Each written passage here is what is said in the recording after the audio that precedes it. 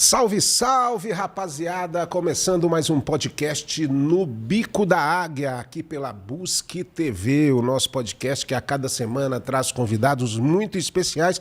E eu tenho certeza que você está gostando muito do nosso podcast, porque a cada semana tem um papo diferente, assuntos diferentes e novidades para vocês.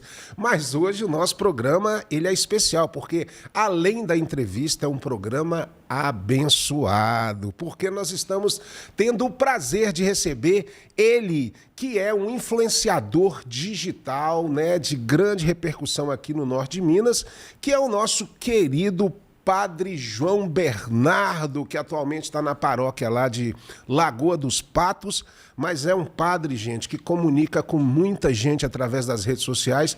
E hoje nós vamos conhecer um pouquinho da sua história, que eu tenho certeza que é uma história muito interessante. Padre João Bernardo, prazer grande estar te recebendo hoje aqui no Bico da Águia. Prazer enorme estar aqui com vocês. Prazer enorme estar falando com todo mundo que está assistindo esse podcast, né? Então a gente agradece a oportunidade de poder estar aqui, né? Aproveitando a oportunidade também de passar um pouquinho de tudo que a gente já viveu, todo o conhecimento que a gente teve até aqui, para poder também partilhar isso com vocês. Com certeza. E o padre, né, João, ele tem essa coisa de falar para as pessoas, né? Na missa fala para muita gente ao mesmo tempo, né? Nas celebrações, é aquela palavra que precisa ser escutada.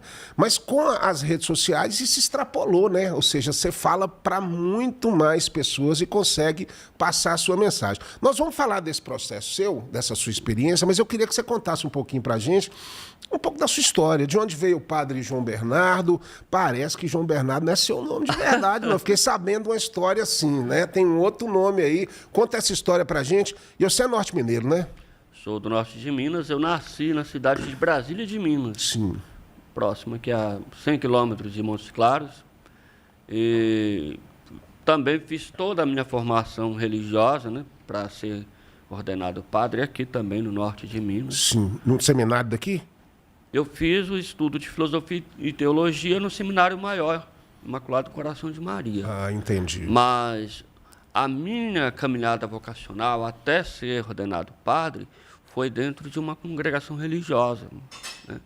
A Congregação Missionária dos Frades Servidores, que é uma congregação que tinha sido iniciada lá em Brasília de Minas também, na época em que o bispo Dom Geraldo Magela ainda era vivo, e ele incentivou a criação dessa congregação. Como foi para você? É uma dúvida que muita gente tem, porque a gente imagina que ser padre não é uma escolha, é uma vocação, né? A pessoa ela precisa estar realmente inserida, disposta naquele segmento. Como foi para você descobrir essa vocação de ser padre? Porque a gente sabe que o sacerdote ele tem muitas privações do mundo, né, real, daquela coisa toda.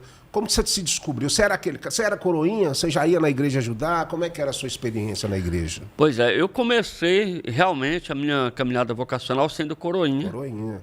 Lá com meus 11 anos de idade. Sim. Entrei mais tarde. Geralmente muitas crianças entram na igreja para servir lá com 10, 11, 8 anos de idade. Quando eu comecei, eu tinha 11 anos de idade. Isso em Brasília de Minas. Em Brasília de Minas. E lá, a gente começou a fazer essa caminhada de vocacional após também começar essa vida como coroinha, né? Entendi. Embora, quando eu era criança, tinha muita dificuldade de ir para a igreja. Você não gostava? Não. Olha só. Não gostava. Aí minha mãe, que me incentivou muito para que eu fosse para a igreja, me colocou para ser coroinha. Você tá igual a minha história também, porque quando eu era criança pequena lá em Porteirinha, eu adorava jogar futebol. E a minha mãe falava assim, você só vai jogar futebol se você for na missa antes, senão você não pode jogar bola. E eu ia de chuteira, de meião, de tudo para a missa, assistia a missa de 7 horas e depois corria para ir jogar bola. Quando você é criança é assim, né? Uhum. Mas e aí, então, nesse início, quando surgiu essa vocação sua para você né, ter essa direção para se tornar um sacerdote? Já ainda em criança, você admirava isso aí tudo? Basicamente começou lá na minha vida como coroinha, né? Eu comecei a observar principalmente a vida do então padre Antônio Carvalho Magalhães, que era o padre que morava lá na Foi época. aquele símbolo, aquela primeira imagem, né, que Sim. você teve de referência, né? E a imagem do padre Magalhães impactou muito sobre mim. Por quê? A gente tem aquela imagem de um padre que é fechado, Sim. e fica só na sacristia, no confessionário, ali diante do altar, celebrando. E o padre Magalhães era um padre diferente demais, porque ele jogava bola, corria vaquejada. Vivia a vida, Vivia né? a vida. Ele viveu a vida. Ele morreu muito jovem, morreu com 47 anos de idade, mas viveu uma vida, digamos assim, muito feliz, diria eu. Bacana. Era um padre muito feliz, muito alegre, né? Muito responsável também com o trabalho, com a missão dele. E isso acabou te influenciando ainda como criança de ter uma imagem, né, positiva disso, de ter uma influência nesse sentido, né? A partir do padre Magalhães, na convivência com ele, eu percebi que ser padre não é uma coisa que, segundo eu imaginava. Né? Eu comecei a perceber que era possível assim, ter uma vida normal, né? Como uma pessoa normal sendo padre. Mas, logicamente, com todas as restrições que Sim, o padre exige. exatamente. Que a gente ouve muito falar, principalmente no interior, desses... o menino é filho do padre, o menino é disso, daquele e tal, não sei o quê. E, assim, o padre é um ser humano. Sim. Todos nós somos seres humanos, a gente tem as nossas necessidades, nossos pensamentos para o bem ou para o mal. Nós somos falhos e pecadores, né? Isso a gente sabe, qualquer pessoa é. Então, assim, o sacerdote ele precisa ter um controle mental muito grande de tudo que está em volta dele, né? Ou seja, a mente, o poder e a fé que direciona, né, as suas atitudes e as suas ações, né? Eu digo sempre que o caminho para um sacerdócio feliz, um caminho para uma missão como padre, ser feliz, primeiramente, uma espiritualidade bem sólida. Sólida, definida, né? Entende? Aí o que se entende por espiritualidade? Não é simplesmente rezar. Rezar é apenas uma parte da espiritualidade, mas também envolve a vivência daquilo que o próprio Jesus ensinou. Com certeza. E você compreender que, não tendo a possibilidade de você amar uma única pessoa, você se abre ao amor para todas as pessoas. Amplia isso, né, padre? Aí você amplia sua vida, sua missão. Você tem que entender que ser padre é abraçar uma causa, abraçar o reino de Deus. É algo muito maior do que nós mesmos. Com certeza. Entende? E, assim, a gente estava falando antes dessa questão do seu nome, né? O seu nome de padre é João Bernardo, mas o seu nome de batismo é outro. O nome de João Bernardo ele foi dado nessa experiência de congregação. Conta um pouquinho para a galera entender um pouco. Eu falei no início do podcast, você tem outro nome. Então, você nasceu, qual nome? Luiz Cláudio? O meu nome, no registro civil, está Cláudio Rodrigues da Silva. É Cláudio Rodrigues. Isso, Cláudio Rodrigues da Silva. É o nome que está no meu registro civil. Sim. Né? Porém, eu quando comecei a minha vida religiosa, né, eu já contei isso várias vezes em outros lugares também, Sim. em outras entrevistas até, que eu comecei a vida religiosa e lá a gente passa por períodos de formação diferentes, até as etapas, né? Quando eu entrei para a etapa chamada noviciado, eu então pedi, eu mesmo pedi... Você gostava desse nome? Você achava que esse nome tinha a ver com você? O nome... João Inicialmente, já é um nome, né? inicialmente era só João. Eu ia colocar só João. Mas depois eu fui decidir mudar o nome por completo, né? Sim. Aí coloquei João, até porque o evangelista que eu mais gosto de ler é o evangelista João. E na época eu estava lendo os escritos de São João da Cruz, né? Que é um santo carmelita, que é poeta. Então era muito interessante e eu me apaixonei muito pela vida dele Pela também. história. Bernardo, porque eu fazia parte de uma congregação de espiritualidade franciscana. É um santo Bernardo também, não tem São Bernardo? Tem vários São Bernardo, né? Mas como eu era de uma congregação de espiritualidade franciscana, E São Francisco de Assis teve o seu primeiro companheiro de vida religiosa foi Bernardo de Quintavalle. Ah, tá. Então o nome já é bem comum, né, na história religiosa, né? E aí, como eu não iniciei a congregação, não fui da primeira turma, mas, digamos assim, fui um dos primeiros vocacionados. O nosso querido Papa Francisco, Papa inclusive que eu admiro muito, porque é um Papa que se aproxima também das pessoas, até porque ele fala coisas populares, como gosta de futebol, gosta de música, ele tem uma história muito interessante na Argentina e tal. Ele, assim, essa questão do nome, quando a pessoa se transforma num outro patamar, assim, ela é obrigada a mudar de nome, né? O Papa ele nunca fica com o mesmo nome dele, né? Embora ele possa. Ele poderia ficar. Ele pode ficar com o mesmo nome, o nome que ele quiser. Mas geralmente assume-se um outro nome, até para poder sinalizar a missão que ele vai eu esqueci, eu ia te perguntar com relação a isso. Ele é dessa congregação franciscana também? Ele é jesuíta. É jesuíta, né? Você falou que é da franciscana, São Francisco de Assis. Jesuíta é outra. Ah, tá. São vários, jesuíta né? é Santo Inácio de Loyola, que é o fundador. De Loyola. Bacana. Então, assim, o Papa Francisco, por exemplo, ele, no seu período de formação para o ministério sacerdotal, ele muito provavelmente não mudou o nome, que o nome dele é Jorge Mário Jorge Bergoglio, Bergoglio, né? Bergoglio. Cardeal Bergoglio. Então, ele não mudou o nome, ele só mudou o nome quando foi eleito Papa. Você está gostando do papado do Papa Francisco? Existem algumas polêmicas, que ele é muito liberal, liberando algumas coisas aí. O que você acha? Cuidado, que você vai falar, que vai assistir. Na verdade, nós temos que manter sempre essa fidelidade ao Papa, né? Caminhar junto com aquilo que ele orienta na igreja.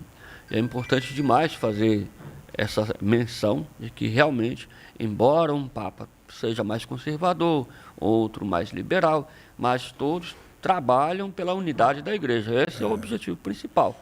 Então, eu pessoalmente, eu gosto muito do papado de Francisco. Francisco, né? Eu também gosto dessa questão de ter um olhar assim mais próximo aos pobres, às pessoas que estão mais necessitadas, que é grandes injustiças no mundo.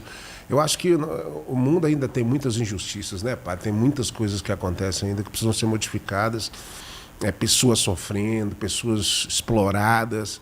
Eu acho que todas as religiões elas têm muito a contribuir para isso, né? Para melhorar essa condição. Sim, né? E o objetivo da Igreja Católica, sem dúvida, desde sempre foi esse, né? De trabalhar para que realmente as pessoas possam se sentir valorizadas, reconhecidas e amadas. É verdade. O nosso tempo é finito aqui, né? A gente tem um prazo de validade aqui, então se a gente não puder fazer uma coisa boa nesse prazo que a gente tem aqui, de tentar melhorar também a vida das outras pessoas, essa deveria ser a grande missão das pessoas, mas infelizmente tem muita gente que tem um egoísmo, pensa em muita gente, prejudica muitas pessoas, e a gente vai lutando contra isso. Voltando lá na sua formação de padre, então você se forma começa paróculo? Como é que chama a primeira etapa para um padre? Como é que se chama? É padre mesmo ou tem uma coisa antes? Que não, assim, o que acontece? Você entra no seminário, estuda lá a filosofia, a teologia, né? E aí depois que você conclui esses estudos, você é admitido, né, às ordens, e você primeiro passa pelo ministério de diácono. Diácono, esse é o nome que eu estava querendo lembrar. Diácono, exatamente. Aí você tem que passar pelo menos uns 6 meses como diácono, né? E depois ordena padre. E aí você se lembra da sua primeira missa? Lembro. Onde foi? Em Brasília de Minas. Brasília de Minas? Foi. Lotada com toda a família assistindo? A família. A estreia? Foi lá.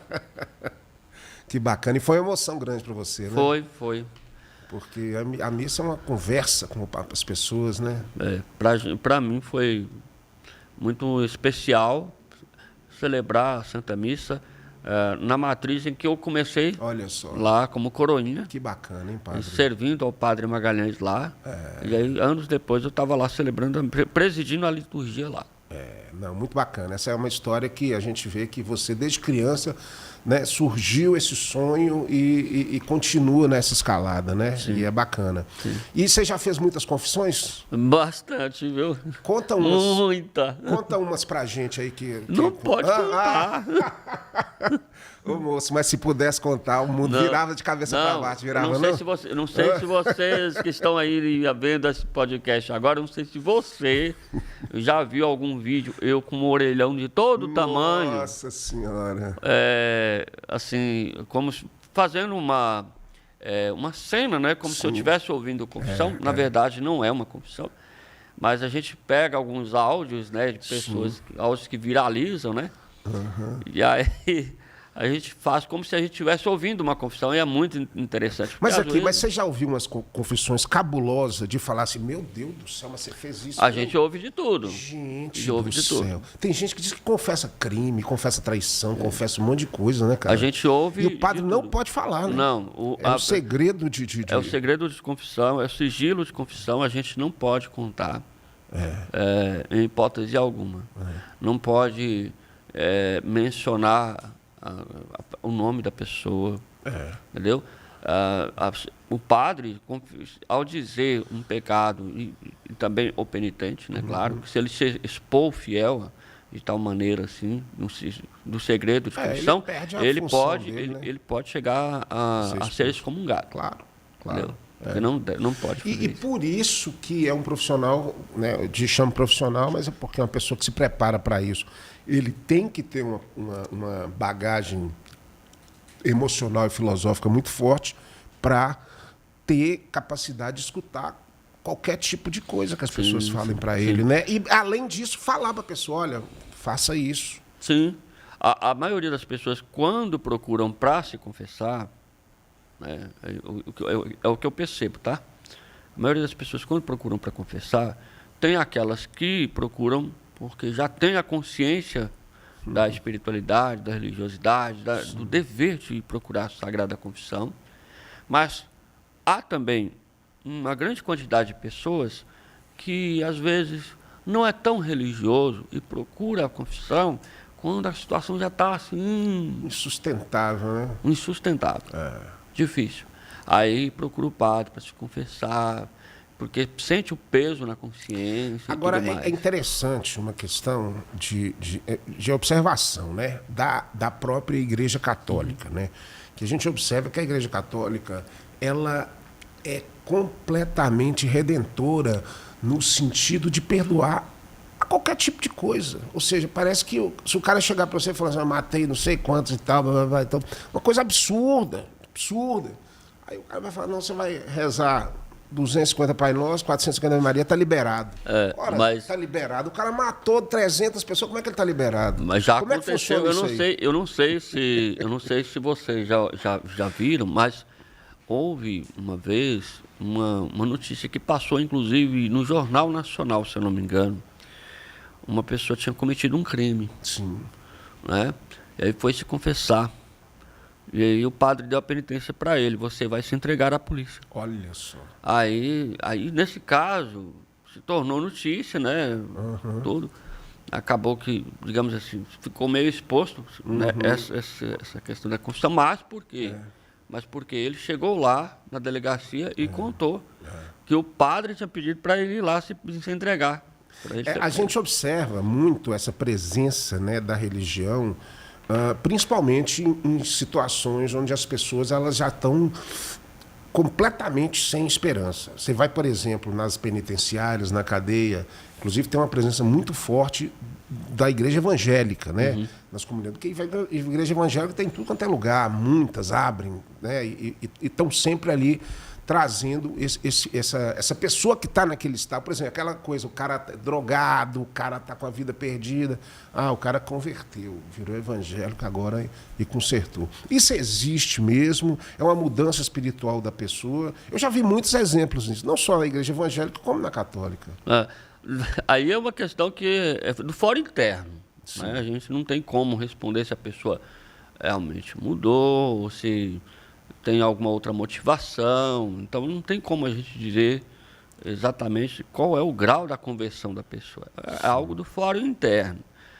O que eu acredito é que a maioria das pessoas, quando elas são tocadas por uma mensagem religiosa, seja católica ou mesmo de outra igreja, outra religião, muitas dessas pessoas elas acabam sendo tocadas a mudar alguma vida, coisa. Né? Você já conseguiu mudar a vida de alguém assim, com uma palavra? Eu acredito que sim. Acredito que sim. Um conselho. Eu, pessoalmente, não tenho, assim, explicitamente uma forma assim, de dizer assim, a pessoa diz assim, mudei minha vida por conta de sua orientação, de sua confissão. Mas eu já vi, assim, pessoas me dizerem que se sentiram bem e gostaram de se confessar comigo. Entendi. Né? Ou de conversar comigo. Isso sim. Né?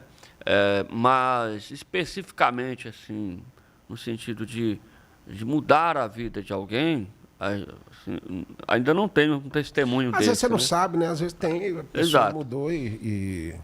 Exato. Algumas pessoas procuram a gente, e aí grande parte dessas pessoas que me procuram, geralmente são pessoas que já estão ligadas à Igreja Católica. Entendi. Mesmo. Né? Raramente alguém me procura que é de outra religião ou de outra confissão religiosa, né?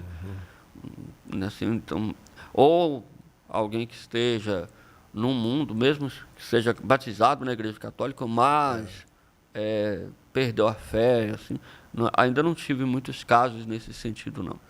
Eu acho assim, nós somos muito frágeis, né? A gente está perdido aí, solto nesse planeta, vagando aí.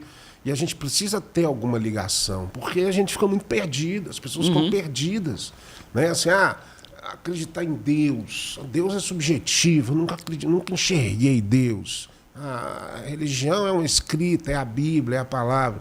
E aí existem todas as outras religiões, o muçulmano, o evangélico, o hinduísta e tudo mais.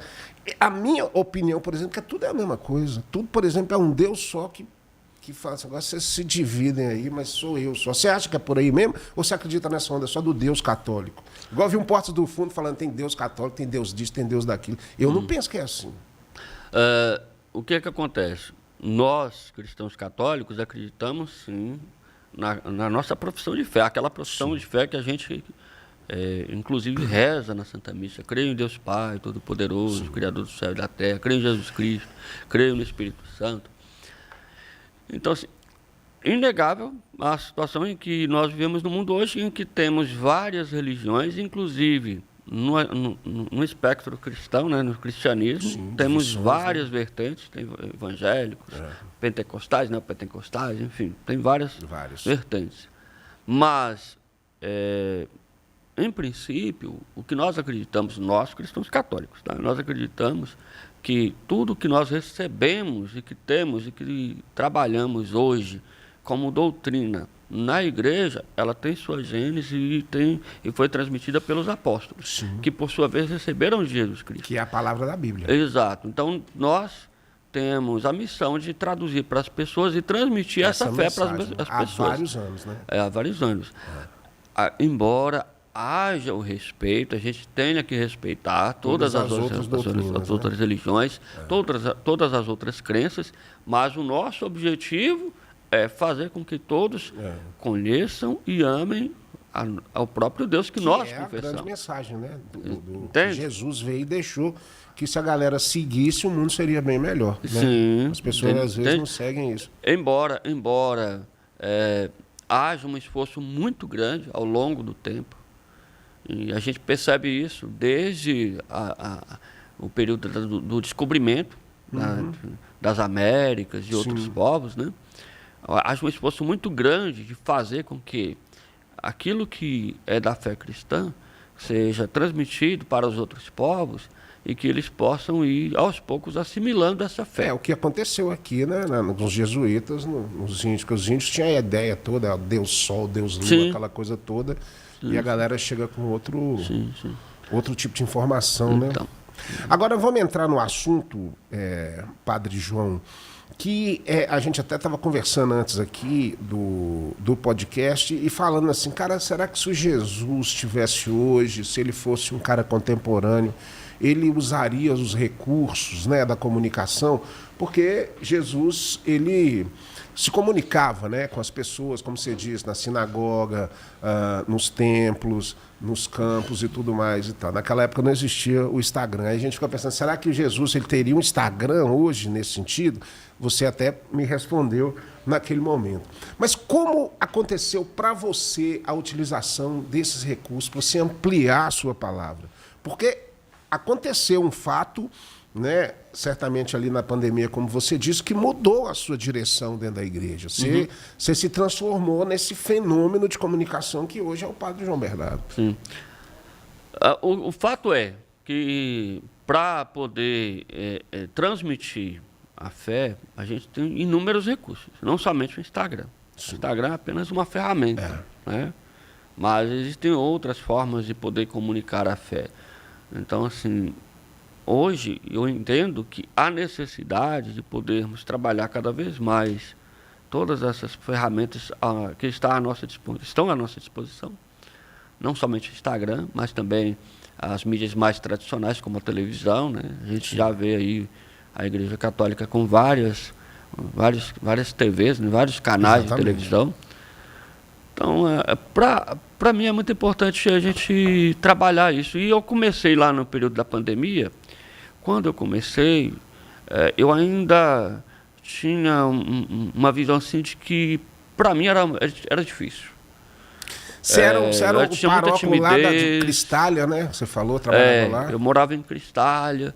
Então, quando começou a pandemia, eu me vi diante dessa dificuldade. Então, quando começou, quais foram os primeiros conteúdos que eu criei? Foram lives, né? Eu fazia live oracional e transmissão ao vivo da Santa Missa. Para tentar acalmar o povo, porque a gente ficou apavorado na pandemia. Não somente para acalmar o povo, mas para acalmar a mim mesmo. Sim. Entende? Entendi. Eu entendi naquele momento da pandemia, por exemplo, que eu, por exemplo, tinha que rezar a missa todo dia. Entendi. Eu rezei missa durante o ano de 2020, praticamente o ano inteiro. Usando de domingo a domingo. Né? Então, assim, aí eu celebrava a missa e ali tinha ali umas 2, 3 pessoas que me ajudavam na liturgia. Sim. E eu transmitia a missa, mas eu entendia que era necessário, naquele momento, fazer isso, até não somente para acalmar o povo, mas principalmente para acalmar a mim mesmo. E você gravava essa missa na igreja, ficava ali no altar e colocava o celular? No início mesmo, eu comecei as gravações, as celebrações dentro de casa. Você pode rezar uma missa dentro de casa? Pode, na situação que foi, podia, né? Você pode rezar uma missa até aqui, se você quiser, dependendo. Dependendo das circunstâncias, se houver a necessidade. O senhor fique à vontade, aí tem muita gente aí. Mas, geralmente, uma missa fora da igreja assim, tem que ter uma razão específica. Uma razão especial, uma razão especial. Mas o normal mesmo é sempre dentro de uma capela, dentro de uma matriz. Naquele momento que eu estava lá em Cristália, na igreja ainda não tinha um roteador, uma rede Wi-Fi. A tecnologia. Tinha só na casa onde eu estava. Sim, aí você teve que fazer. Aí, e eu também não tinha condição de ter dados móveis suficientes para poder ficar transmitindo missa todos os dias. Então, eu comecei a celebrar a missa, né, presidir a Santa Missa em casa mesmo. Só depois de algum tempo aí conseguimos recurso para conseguir colocar o Wi-Fi na igreja e começamos a voltar para a igreja. Você tinha ali seus poucos seguidores, sei lá, 3 mil que você falou mais ou menos, começando, Instagram, postar uma foto aqui da missa, uma coisa aí, tudo. Aí, de repente, começou a fazer as lives da missa. Nesse momento, você começou a ter um engajamento maior, a partir do momento que você começou a rezar as missas todos os dias, ou foi quando você começou a fazer os vídeos de conteúdos um pouco mais diferentes? Não, a verdade é assim, porque quando eu comecei, o engajamento, ele é resultado, principalmente, da forma como você comunica, né? Entendi. E como eu tinha um público ainda muito pequeno, era um público de cerca de 3 mil pessoas, 3 mil seguidores, logicamente o seu alcance é menor.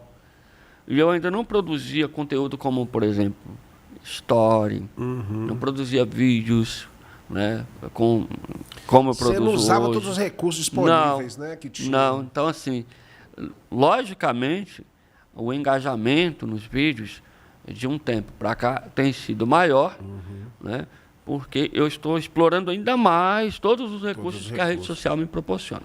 E como que você começou nessa coisa do humor? De fazer vídeos, vamos dizer, um pouco diferentes, para você falar, esse padre aqui tá bem maluco, tá falando umas coisas diferentes aqui, colocando uns áudios aqui diferentes. Que tipo de áudio que você usa nos seus vídeos? Você falou que usa muito isso, né? A gente aproveita muito aquilo que tem sido ensinado por muitas pessoas que trabalham com social media, que a gente tem que usar muito áudios que estão em alta. Sim. Claro que não é todo áudio que eu posso usar. Não dá, né? Mas a gente aproveita o máximo que pode. Aquilo que tem condição de usar, a gente usa. Às vezes até um trecho de uma música, que às vezes até não é uma música muito boa, né? Mas aquele trechinho dá para usar. Aí a gente usa. Verdade. Eu uso. Então, assim, começou dessa forma, utilizando esses áudios. E essa questão do humor, eu diria que surgiu muito espontaneamente, não foi algo planejado. Entendi. Eu fui postando os vídeos e, de repente, as pessoas começaram a ter um engajamento a partir daqueles conteúdos mais humorados. E foi aí. E aí você viu o número de seguidores aumentar de uma forma progressiva, assim, a cada vídeo que você postava? Como é que você conseguia chegar nessas pessoas, assim? Era gente passando, conteúdo legal desse padre, assiste isso, e a galera ia passando boca a boca? Sim, era mais ou menos isso. Era mais ou menos isso. Porque a rede social funciona assim. Assim, né? Apesar de que tem a coisa paga, né? O tráfego pago e tudo, mas o seu foi orgânico. Foi orgânico, não fiz tráfego pago, não. Eu trabalhei só no orgânico. E aí, contando muito com a ajuda das pessoas que iam curtindo, comentando, compartilhando os vídeos. E é interessante porque o próprio Instagram, que é a ferramenta que eu mais uso atualmente, ele vai percebendo, o algoritmo vai percebendo. Quando há um engajamento, quando tem um número grande de curtidas, de comentários, o próprio Instagram vai entregando aquele vídeo também a mais pessoas. Eu tenho até medo disso, bicho, esses negócios dessa inteligência artificial, essas coisas do algoritmo. Eu sou meio cismado com isso, mas eu sei que é do jogo, é o que acontece. E no caso, você está cada vez mais aumentando a sua expansão, o seu raio com a palavra. E esses vídeos, quer dizer, você usa áudios, mas você também faz vídeos você falando mesmo, né? Faço. E assim, é o evangelho que você costuma pregar? A sua ideia ou é dar um momento de diversão para aquela pessoa? Porque hoje em dia o Instagram, o TikTok, você fica passando vídeo um atrás do outro, aí você fica meio assim, perdido com aquela coisa de diversão mesmo, de ficar vendo vídeos engraçados e passa muito rapidamente. A sua ideia é evangelizar? Você quer ser lembrado como um padre que conseguiu evangelizar através dessas plataformas? Na verdade, a ideia principal, como eu havia dito antes, foi de tentar fazer alguma coisa que pudesse me ajudar até mesmo a tranquilizar a minha mente. Você, né? No momento da pandemia. Eu digo sempre para algumas pessoas que a produção desses conteúdos, o trabalho na rede social me salvou da pandemia. Porque eu estava numa cidade no interior do norte de Minas, quase ali no limite com o Vale do Jequitinhonha, numa cidade que tinha muita limitação pastoral, limitação financeira, a paróquia tinha essa limitação. E aí eu comecei a fazer esse trabalho até para que eu não pudesse cair numa possível crise de ansiedade, depressão. Claro. Então foi muito para tentar me salvar mesmo. E como a pandemia veio e mudou a vida das pessoas, né? No seu caso acabou mudando mesmo, no sentido de você se tornar, eu posso chamar de um papa pop? Não. Você é um papa pop, não? É pop, pô. Se os vídeos estão bombando. Talvez um padre pop. O papa ainda está longe para mim. O papa é pop, é um padre, pô. É um padre pop. Mas quem sabe, hein? Depois desse podcast aqui, o Francisco vai assistir lá. Mas aqui, você tem uma ideia de seguir a sua trajetória sacerdotal e se tornar bispo, cardeal? Como é que funciona isso aí? Se depender de mim, eu vou ficar só como padre mesmo. Tá bom demais. Mas você se coloca a isso? Você participa de um concurso? Como é que funciona isso? Não, tem concurso não. Não é não? Alguém que te escolhe? É uma escolha. Escolha de quem? Do bispo daqui, do Papa? Não, essa escolha ela vem do Vaticano. Do Vaticano, cara. Mas há todo um processo para chegar até a nomeação. Entendi. Todo um processo que passa Padre, por... bispo, cardeal e Papa. É essa que é a sequência. Mas tem ali, claro que para ser Papa, você tem que ser um bispo cardeal. Bispo cardeal. Cardeal. Tem um cardeal que eu admiro muito a história dele. Não sei se você já estudou alguma coisa sobre ele, que ele teve uma participação muito decisiva, principalmente na época da ditadura militar aqui no Brasil, foi o Dom Helder Câmara. Sim. O senhor conhece a história do Dom Helder? Dom Helder tem uma história fabulosa no Rio de Janeiro e é um dos sacerdotes que realmente... Eu fui arcebispo de Olinda e Recife. Também, no Rio de Janeiro, muitos anos, depois de Olinda e tudo. Isso. Então essa presença, né, do sacerdote, ela pode modificar muitas coisas. Ainda existem muitos problemas, né? Por exemplo, invasões de terra, problemas de grilagem, tudo mais. E sempre tem um padre ali tentando resolver essa situação nesses lugares. Você já teve notícia disso? Já tive notícia, sim. Que a Igreja Católica, ela busca estar sempre do lado das pessoas, assim, nas diversas situações. Os desfavorecidos, né? Isso. E também a Igreja, ela tem várias estruturas pastorais para poder ajudar as pessoas. É verdade. Tem a Comissão Pastoral da Terra. Você mencionou aqui agora há pouco a questão, por exemplo, dos encarcerados. Aqui mesmo, em Montes Claros, temos a Pastoral Carcerária. Sim. Enfim, tem Pastoral do Menor, Pastoral da Criança. Enfim, tem vários trabalhos pastorais da Igreja que fazem com que não somente os padres, mas também os leigos, que são os fiéis, possam também se engajar para poder ajudar na missão de cuidar das pessoas, né? Que a Igreja ela existe para isso, né? Ela existe para cuidar de todos. É a mãe cuidadora, exato. É verdade. E temos tantas pessoas passando dificuldades e assim, eu não sei se é o período, a época, mas você vê pessoas pelos sinais, pelas esquinas, pedindo dinheiro, nas grandes cidades, pessoas morando na rua. Você vê o problema, por exemplo, em São Paulo, da Cracolândia, que é uma cena, sabe, são seres humanos ali naquela situação totalmente terrível ali.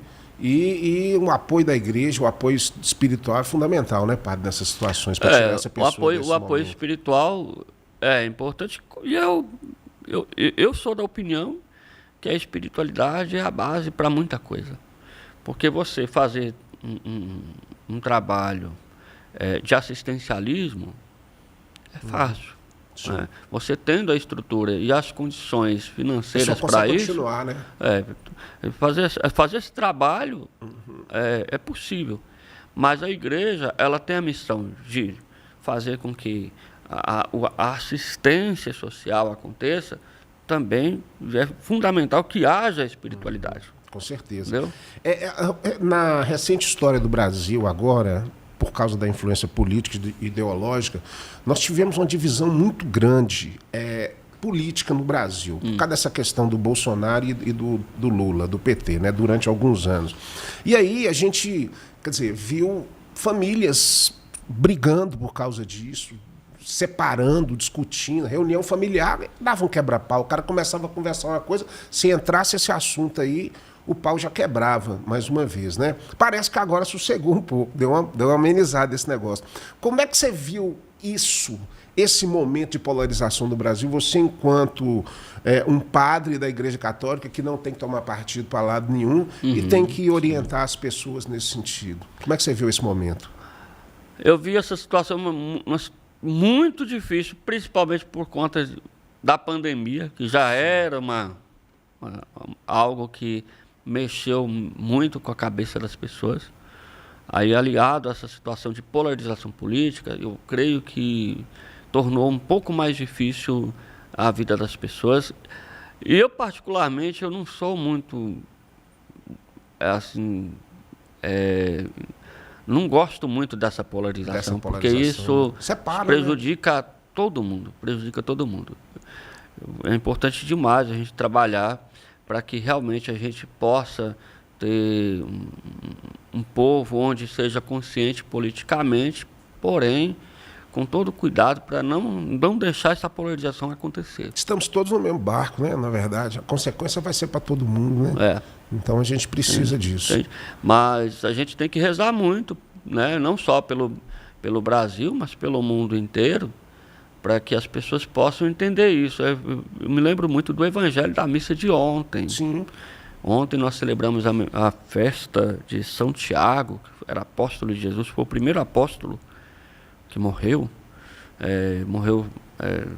sob as ordens de Herodes, né?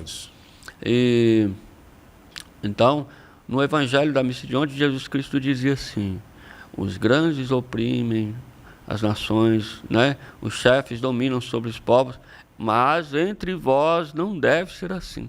Sim. Quem quiser ser o primeiro, seja o último. Quem quiser ser o maior, seja o servo. Ou seja, a mensagem está passada, né? O toque foi dado. E aí é claro que é muito importante que haja por parte, principalmente das pessoas que são líderes políticos, né? Os líderes políticos, eles têm que cada vez mais trabalhar para que a vida deles possa ser pautada muito por essa espiritualidade. Com certeza. Espiritualidade do serviço, da entrega, né? Do cuidado com as pessoas. Isso é muito importante. A gente observa que estamos aí em 2023, teoricamente deveríamos estar num momento de uma evolução da humanidade muito grande, mas a gente observa uma guerra na Ucrânia que parece que existe só para o pessoal vender arma, porque é todo mundo vendendo arma para lá. O mercado de arma para essa guerra é uma coisa absurda. A Rússia vende, compra, os Estados Unidos vende, compra, todo mundo vende, compra. E nós estamos falando de vida de gente que está ali morrendo, explodindo bomba, para os caras conseguirem vender arma, porque o argumento do motivo da guerra, isso aí resolve numa sentada de mesa, os caras resolvem. Mas para vender arma, para continuar vendendo, porque o tempo inteiro do século foi as grandes empresas vendendo arma para todo mundo. Guerra do Vietnã vendendo arma, Iraque vendendo arma, agora arma o tempo inteiro, porque dá muito dinheiro, né? Mas aí é aquilo que eu havia dito, né? Que a gente tem que rezar não só pelo Brasil, mas pelo mundo inteiro, né? Porque notavelmente a gente percebe que há essa polarização também entre Rússia e Ucrânia, né? Busca de interesses, de poder, de terra, enfim, né? Tantas outras coisas. Enfim, aí há as diversas justificativas para poder continuar com a guerra, né? E aí, claro que eles não vão falar que é por conta de armas. Não, isso eles não falar assumem, que não admitem. Entendeu? Mas há os interesses, né? Que existem por trás, e é por isso que a gente tem que rezar muito pelas lideranças políticas, para que eles possam perceber que a guerra, a guerra, ela traz mais malefícios do que benefícios para qualquer povo. Sempre, não tem como. Entendeu? Mesmo que haja um povo vencedor, mas a custo de quantas vidas, né? É verdade. Muita gente que perde o valor de uma vida é uma coisa absurda. De uma vida é uma... Né, assim, você não tem preço o valor de uma vida. Então, para isso que a gente trabalha.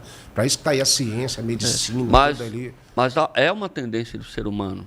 Se você perceber, na própria Sagrada Escritura, desde o início da criação, o ser humano ele tem essa tendência a buscar um espaço que não lhe pertence. Entendi. Às vezes. Já na origem do mundo, o homem queria ser igual a Deus. A tentação do homem era ser igual a Deus. Mas na Bíblia não fala que nós somos a imagem e semelhança de Deus? Imagem e semelhança é uma coisa. Seria igual ser a pessoa é outra, né? Ser Deus é outra coisa. É interessante isso, né, cara? Um detalhe no negócio. É um detalhezinho. Você consegue perceber de uma outra forma. Né? Porque quando a Bíblia fala que você foi criado à imagem e semelhança de Deus, não é para dizer exatamente que nós temos... Somos Deus. A aparência de Deus, ou porque nós temos o mesmo poder de Deus. Mas temos algumas qualidades, alguns dons, alguns atributos. Claro. Que só Deus tem, outro ser vivo não tem. Entendeu? Eu penso assim, Deus é uma coisa que você precisa sentir no fundo da sua alma, do seu coração, quando você respira, sabe? Quando você está respirando e olha para a natureza, olha para o céu e fala assim, não tem como, cara. Não tem como. Deus está aqui.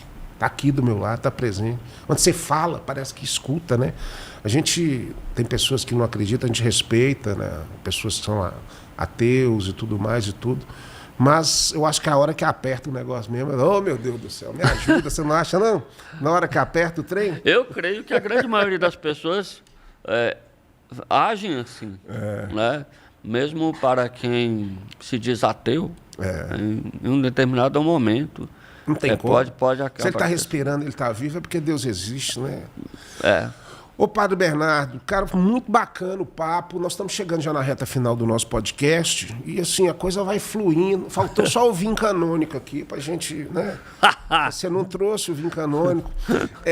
Pra gente terminar aqui, quais são os seus projetos aí ainda para esse ano, agora que você tem esse número grande de seguidores, é uma responsabilidade, Sim. tem esse número de seguidores, ou seja, cada vídeo que você passa, você tem que ter uma preocupação nessa mensagem. O que é que você está pensando aí de projeto para esse final de ano? Está pensando em fazer alguma coisa diferente ou continuar aí postando os vídeos mesmo? Não, a ideia é evoluir, né? Sim. Eu mesmo já sinto a necessidade de poder avançar um pouco mais, de produzir conteúdos um pouco diferentes. Né? Você sabe um negócio que é bacana? Um podcast, cara. Sim. Já pensou você fazer um podcast? O pessoal daqui aluga. Sim. Quem sabe você não arma um podcast aqui com o Danilo, ó, falando com o Padre João Bernardo. Olha. Aí você traz a turma e... Aí eu posso ser entrevistado por você, a gente inverte. Aí, quem sabe, né? Mas seria interessante, e são ideias, Sim. né, que a gente tem, projetos de poder conseguir produzir outros conteúdos que não sejam voltados só para o humor, Sim. mas conteúdos também formativos, Claro. conteúdos mais, digamos, sérios, né? Já que cantar você não canta, né? Não você falou canto, que você é desafinado, então, infelizmente. senão era praticamente o Padre Marcelo. Se eu abrir a Ninguém boca te para segurava, cantar, André aqui sai correndo, com medo. Fala, meu Deus. Mas a sua palavra já está sendo importante para chegar nas pessoas. Padre João Bernardo, muito obrigado pela sua presença mais uma vez. Parabéns pelo seu trabalho de evangelização, pelo seu trabalho nas redes sociais. A gente sabe que esse tipo de missão é cada vez mais importante para que a gente possa ter um mundo melhor, para que a gente possa ter dias melhores no meio de todas essas turbulências que existem por aí. Antes de passar a palavra para você... encerrar o nosso podcast, eu preciso falar para você da Personal Jingle, que é a nossa patrocinadora, Padre. É uma empresa especializada em comunicação através de música. Então, se você tem uma empresa, se você tem algum tipo de comunicação e quer comunicar através de música, procure a Personal Jingle, né? O www.personaljingle.com.br e faça um orçamento. Já fizemos muitos jingles aí, né, para várias empresas. Inclusive, se o Padre João Bernardo quiser uma música também especificada ali, procurar a Personal Jingle, que ele pode fazer uma vinheta para o senhor, para já entrar ali nos seus vídeos. Fazer um piseirinho para dançar. Piseirinho, no Instagram. aí, ó, é a moda do negócio. Personal Jingle, gente, não perca e procure a Personal Jingle para fazer o seu jingle e a sua comunicação. Padre, mais uma vez, muito obrigado. Suas considerações finais. Primeiramente, André, muito obrigado pelo convite para estar aqui no podcast. Já participei de outros podcasts, inclusive aqui em Montes Claros, né? Então, agradeço demais esta oportunidade, porque eu sei que a cada podcast é um pouco mais de alcance que a gente tem, né? Cada um público um pouco diferente também daqueles que estão lá no meu Instagram. Então, desejo que o podcast no Bico da Águia possa alçar voos e crescer cada vez mais, né? Obrigado. E dizer a todos vocês que assistem, né, que estão assistindo agora o podcast, que nós estamos lá pelo Instagram, pelo TikTok. Vocês podem acessar, curtir os vídeos, comentar, compartilhar, que ajuda bastante. Esperamos que a gente se encontre lá para a gente poder interagir cada vez mais. Bom, então eu não vou perder essa oportunidade de ter o padre aqui. Não pedi uma benção aqui pro meu podcast. Então, por favor, padre, uma benção final aqui para abençoar meu podcast aqui. Como é que funciona? Tem que abençoar também o pé do André, que machucou esses dias atrás, glória, né? Ô, glória, é verdade. Tô saindo aí de um mês de estar parado no pé. Mas é importante essa palavra, padre. Isso. Uma benção que vá do pé até a cabeça. Até o pé à cabeça. Tá abençoado. Gente, eu queria agradecer a vocês mais uma vez, agradecer ao padre. Nós vamos ficando por aqui e na semana que vem temos mais um outro super convidado só para você que está acompanhando o Bico da Águia, tá certo? Ó, um super beijo e até a próxima semana com mais um convidado para você. Valeu. Aí, padre.